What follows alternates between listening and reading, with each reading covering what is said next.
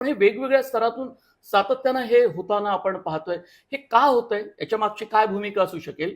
आणि यातून काय कोणाला साध्य करायचं असेल असं आपल्याला वाटतं? एकतर हा प्रकार अचानक होत नाही आहे.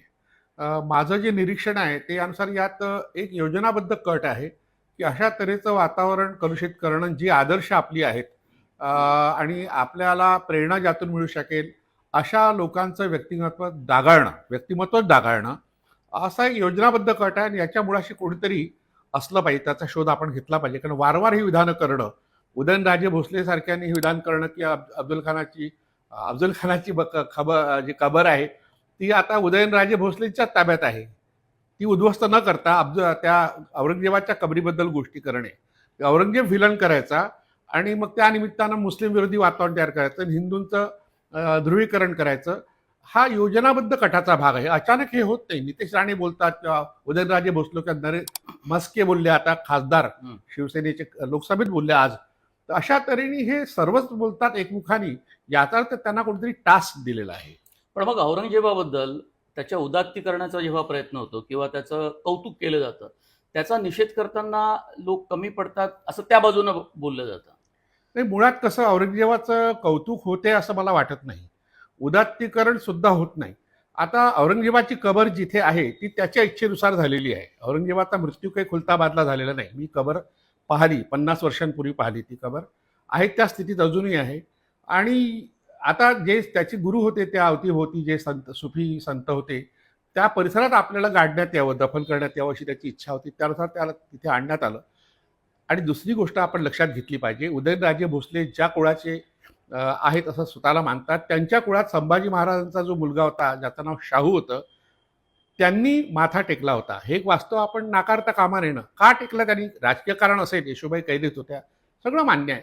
पण ज्या औरंगजेबाने चांगलं वागवलं त्याला, त्याप्रती कृतज्ञता व्यक्त करण्याचाही भाग असू शकतो. तर हा जो इतिहास आहे हा विसरता कामा नये. आणि मरणानंतर वैस संपते असं आपलं शास्त्र सांगतं की आपला संस्कार सांगतो. तर औरंगजेबाच्या बद्दल आता द्वेष बाळगण्याचं काही कारण नाही. पण आता छावा चित्रपट आल्यानंतर आणि त्यात आपण औरंगजेबाचा अत्यंत क्रूर चेहरा आपण पाहिला आणि संभाजी महाराजांची निर्घुण पद्धतीनं हत्या केली, म्हणजे त्याचं काही कुठल्या शब्दात वर्णन करावं हे आपल्याला कळत नाही.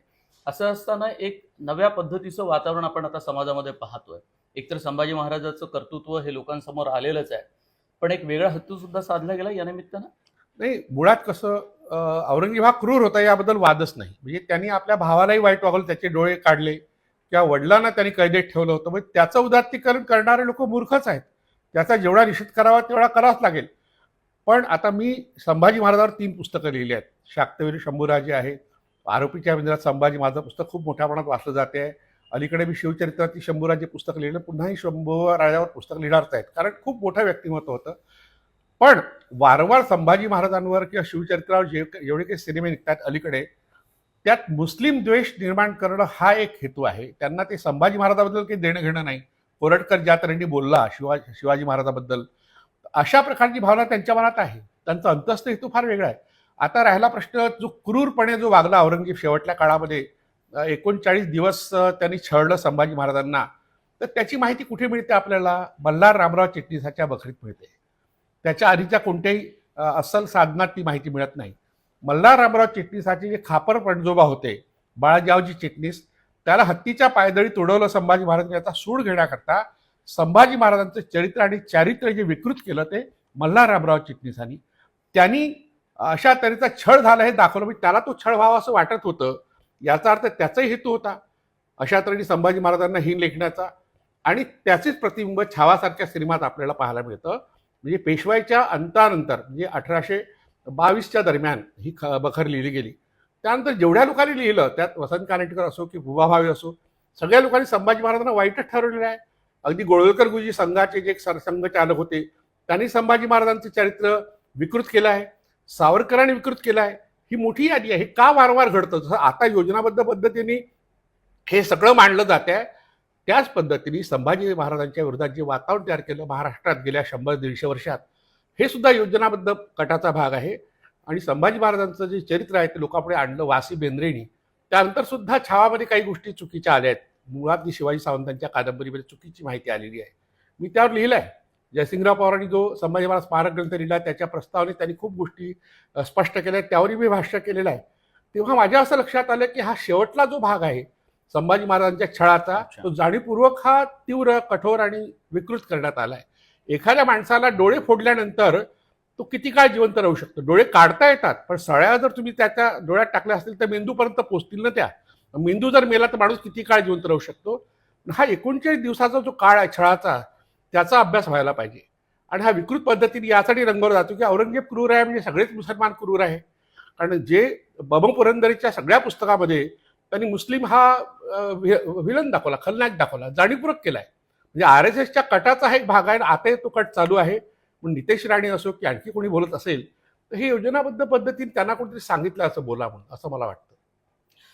पण मग संभाजी महाराज नव्या पद्धतीनं, नव्या संशोधनानं, आणखी काही संशोधन करून विस्तारानं लिहिण्याची गरज आहे असं आपल्याला फारच वाटतं? गरज आहे. कारण आता जे विश्वास पाटलांचं नाव पुढे येतं त्यांनी संभाजी महाराजांवर लिहिलं.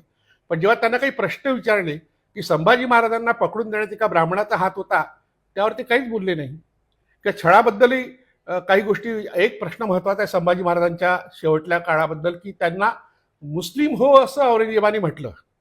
हे वारंवार सांगण्यात येतं. तेवढ्या कारणाने धर्मवीर ठरवण्यात आलं की त्यांनी मुस्लिम धर्म स्वीकारायला नकार दिला. पण एक अट टाकली की तुझी मुलगी मला देत असेल तर. आता हे वाक्य कुठेच नाही आहे.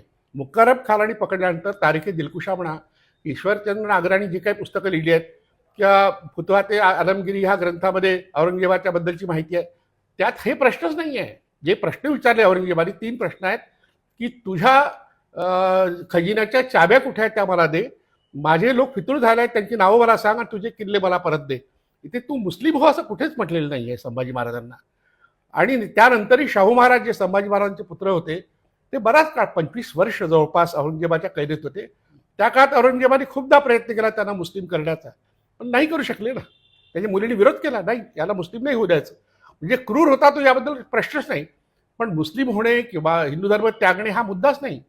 अशा तऱ्हेने एकीकडे तुम्ही त्याला धर्मवीर ठरता, दुसरीकडे त्यांना मुलगी मागण्याची गोष्ट करता, म्हणजे संभाजी महाराज चरित्र पुन्हा विकृत करताय. हे कळत सुद्धा नाही लोकांना.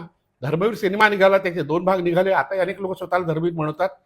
त्या शहाण्यांना कळत नाही की धर्मवीर तुम्ही ज्या संभाजी राजांसाठी वापरता ती त्यांची शिवी आहे. धर्मवीर हे काही भूषणावं नाहीये. पण त्यांना कोणी मुस्लिम हो असं म्हटलंच नाहीये, मुळातच नाही आहे ते. तरी तुम्ही वारंवार दाखवता. परवा अनिल परवानी म्हटलं ज्याप्रमाणे धर्मवीर संभाजी महाराजांना छळलं तसं मलाही छळलं. म्हणजे हे अजूनही यांच्या तोंडी कसं काय वाक्य येतात? याचा अर्थ कोणी संभाजी महाराज चरित्र वाचलेलं नाही, ते पुन्हा नव्याने मांडण्याची गरज आहे. म्हणजे छावा शिवाजी सावंतांचा असो की विश्वास पाटलांचा संभाजी असो की यापूर्वी कमल गोखलेंनी सुद्धा अशा तरी चुकीची माहिती संभाजी महाराजांबद्दल दिलेली आहे. वासी बेंद्रेंनी जे संशोधन केलं ते अजूनही लोकांच्यापर्यंत पोहोचलेलं नाही. म्हणजे संशोधन नव्याने करण्याची गरज आहे असं मला वाटतं.